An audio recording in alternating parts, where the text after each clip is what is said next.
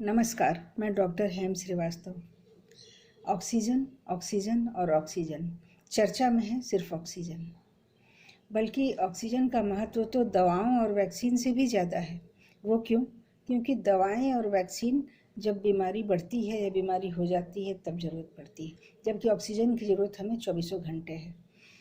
तो जीवन के लिए ऑक्सीजन ज़रूरी है। एक स्वस्थ व्यक्ति के लिए भी ऑक्सीजन ज़रूरी है, जबकि वैक्सीन और दवाएं तो अस्वस्थ स्थिति को सुधारती हैं।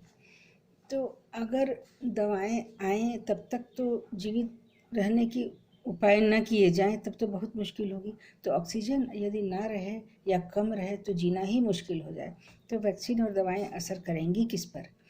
इसी स्थिति से बचने के लिए अब लोगों में ये समझ हो रही है कि ऑक्सीजन कितनी ज़रूरत है। ये प्राणवायु है और प्राणों को बचाए रखना आवश्यक है, ताकि हम किसी भी इन्फेक्शन की स्थिति में, किसी भी बीमारी की स्थिति में अस्पताल तक और इलाज तक हम, चिकित्सा तक हम पहुंच सकें।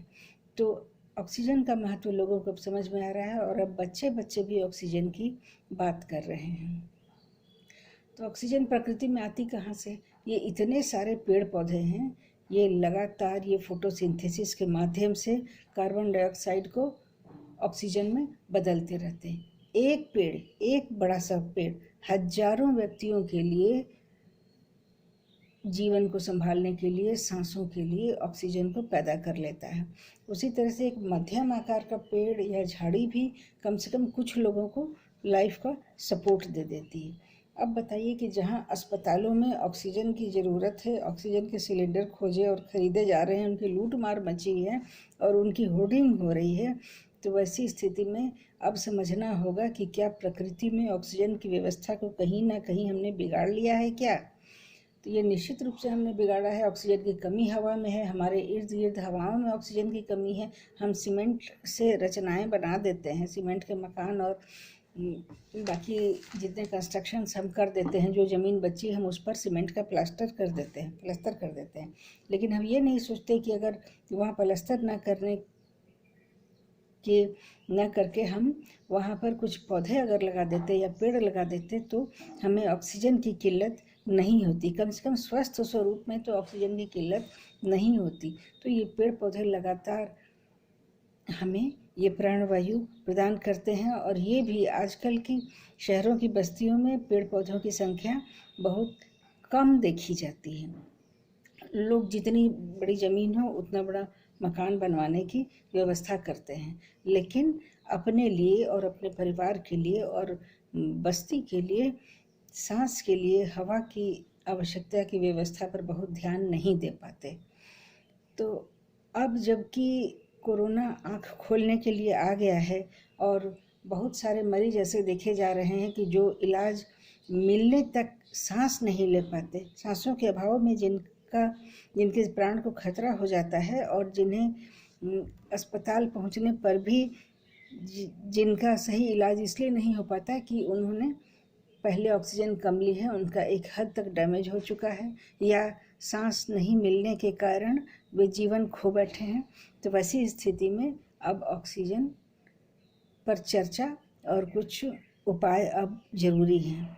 अब बहुत जल्दी ही लोगों में ये चेतना घर कर गई है कि अब ऑक्सीजन देने वाले पौधों को लगाना होगा, जैसे कि पीपल और बरगद। ये सब काफ़ी ऑक्सीजन रिच पौधे होते हैं, ये इतना ऑक्सीजन छोड़ते हैं कि काफ़ी लोगों को सपोर्ट कर सकते हैं।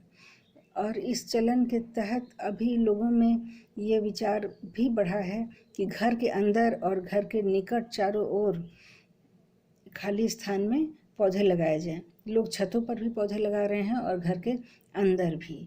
तो कई पौधे ऐसे हैं जो कि लगातार ऑक्सीजन देते हैं और घर के अंदर कम से कम ऑक्सीजन की कमी नहीं होने देते, जिससे कि यदि किसी को कोई फेफड़ों का संक्रमण हुआ भी है तो कम से कम ऑक्सीजन की कमी के कारण केस ना बिगड़े। कुछ पौधों के नाम लेते हैं जो कि ऑक्सीजन रिच हैं या ऑक्सीजन सप्लाई करके हमारे वातावरण को अच्छा बनाते हैं, जिससे कि फेफड़ों की स्थिति में मदद मिलती है। इनमें बहुत ही इम्पोर्टेंट है golden pothos, areca palm, rubber plant, gerbera, snake plant, peace lily, fern, tulsi, English ivy. तो फर्न को हम जाने कि फर्न में पत्ते ही पत्ते होते हैं, इसमें फूल नहीं होता। और हम तुलसी, पीपल, बरगद और नीम के गुण तो हम बचपन से जानते हैं। तो भारत में जितने पेड़ पौधे मिलते हैं प्राचीन, जिनकी की पूजा होती है, बड़ की पूजा होती है, पीपल की पूजा होती है, शमी की पूजा होती है, तुलसी की पूजा होती है। तो ये पेड़ पौधे काफ़ी भारी मात्रा में प्राणवायु प्रदान करते हैं। तो कोरोना आया तो है, काफ़ी नुकसान देकर जाएगा, लेकिन एक वृक्षों की एक क्रांति की चेतना जगा कर जाएगा। जब कोरोना जाएगा तो लोग याद रखेंगे कि पेड़ पौधों की कमी नहीं होनी चाहिए, अगल बगल हरियाली होनी चाहिए, घर के अंदर भी हरियाली होनी चाहिए, और जीव जंतुओं का संरक्षण होना चाहिए, पेड़ पौधों का संरक्षण होना चाहिए। घास का भी एक महत्व है, और ये जो है कम से कम हमें इलाज तक जीवित पहुंचा देते हैं, ताकि हमारा फेफड़ों के संक्रमण के समय या किसी बीमारी के समय हमें ऑक्सीजन मिल सके, क्योंकि ऑक्सीजन के बिना तो जीवन ही नहीं है। फिर मिलते हैं। जय हिंद, जय भारत।